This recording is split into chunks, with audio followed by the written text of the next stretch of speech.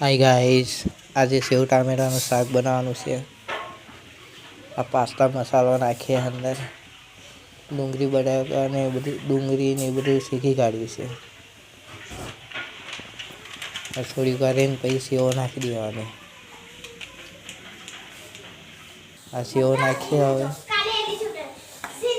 પહેલાં એકવાર હલાવી કાઢવાનું. ડુંગળી ચડી બળી જાય એટલે ડુંગળી નાખી દઈશું અંદર. થોડુંક ઉકળે ત્યાં સુધી વાર જોવી પડે ને, નકર ખાવામાં મજા ના આવે.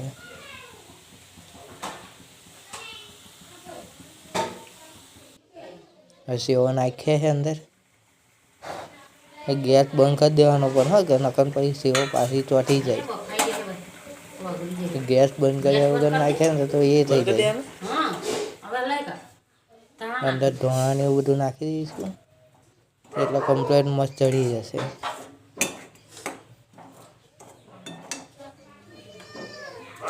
આ ધાણા નાખી દીધા અંદર. હવે લાઈક આયા दोस्तों, वीडियो अच्छा लगे तो लाइक और फॉलो कर देना।